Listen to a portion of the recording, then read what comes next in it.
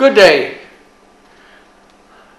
Sorry, I'll be reading this because it's rather complicated. And it's also in English because some of my foreign friends asked me to write or speak in English so they could also understand. So on behalf of them or for their benefit, I prepared today's topic, which is becoming an Ottoman in English. The topic of the day is the evident change in the Turkish society. According to some, it has taken the country back to where it started. And according to others, it has taken the country where it should have been. Let's be frank. Whatever the shape of the country will take, not only will depend on the Turks, who has a big say in the issue, but also will mostly depend on the Uncle Sam and the company, who has openly declared that he is going to change the Middle East, which will have little resemblance to what it looks right now. Okay, from what I understand of the open and hidden intentions declared within the words of the parties involved, let it be the ruling class in Turkey itself, United Europe, or the US, it seems as if taking the country where it originated and taking the country where it deserves to be are the two main arguments. Or put it more bluntly, add one to another, it reads the same thing, or one argument, which is taking Turkey to the point of power of the Ottoman heritage. Make sense or nonsense? Before we make a value judgment, let us look at both of the arguments from the different angles. Let us start with taking the country where it started. It is the argument of the so-called the righteous, the ruling class, and the Uncle Sam. They compare the Ottoman might, influence, and credibility with those of the Turkish Republic and say, while the Ottomans were controlling and had a big say in the interstate relations, not only in the region, but also in Europe. Present-day Turkish state is being controlled by countries overseas, they say, and dependent on the hope of European membership. For this or that reason, a state of affairs which cannot be compared to good old days.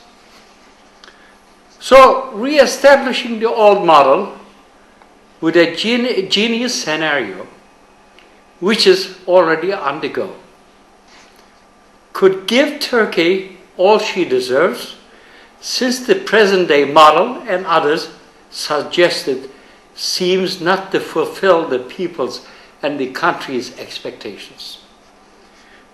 Okay. The other argument is taking the country where it should have been, is the argument of the so-called liberals and the protectors of the present-day model, plus those who get paid to have this dream stay alive.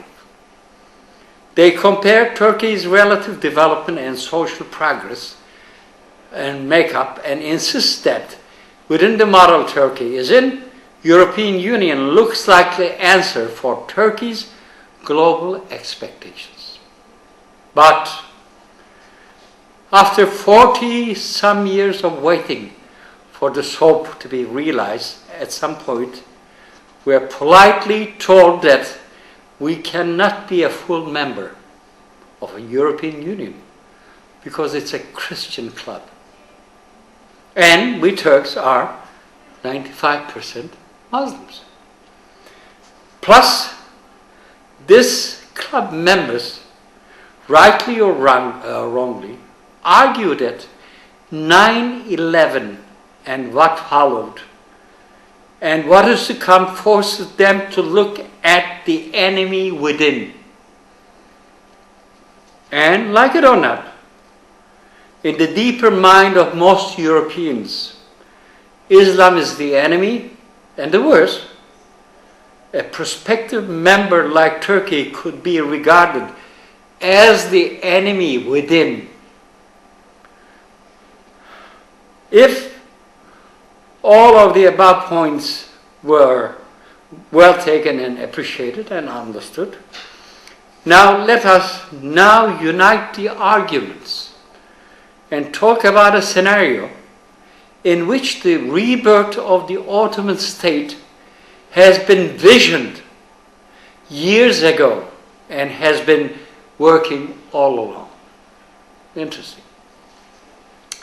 There's a very interesting scenario created by my old pal Mahir Kaynak.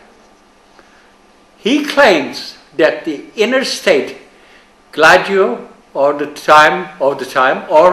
Derin Devlet of the Ottoman Empire, seeing the empire being collapsed and determined to save the empire from total collapse, prepared an ingenious plan, possibly with the participation of British intelligence, to have Mustafa Kemal move to Anatolia to start convincing both the army divisions located on the various parts of the land and the civilian population, whose participation was essential for a new nation building and for halting the enemy who wanted every square inch of the country. One of the very reasons why the British intelligence helped Mustafa Kemal and what was left of the Ottoman Empire was, firstly, they could project future and see what could happen around 2000, around the years that we are living right now. And I think at that time they were surely convinced that Anatolia and what would be built upon it to replace Ottoman Empire would have to have enough power and influence which would make it the balancing factor in all of the divided and fragile Middle East in the coming years. That is, if the new Anatolian factor is closely controlled and properly guarded. Come to think of it, this assessment still holds true today to a great extent, and the scenario is working to my mind. Mind me now, they were not saving the total empire, but building a new nation on what was left from an empire. This was a beautiful strategy, devised not provocating the opponents directly, since it had no claims of saving the empire, where the Europeans were trying to break into pieces because of their midnight dreams of invading Ottoman armies. British, on the other hand, would argue that the Turks would be needed in fulfilling the vacuum which is to be created in the region, and for the following additional scenarios concerning Middle East, especially concerning Jews who were planning on to settle in the region, and the English who were to act as the protectorate of the Jewish enclavement. To end up today's episode, I will sum up saying, rebuild Ottoman dream with Caliphate in Istanbul, commanding whole Sunni world of Muslim with Uncle Sam's blessing and its regional allies' backing, would be the force to command and control not only unimaginably vast and rich geography, but also what all that is to produce on it. Thank you. Bye-bye.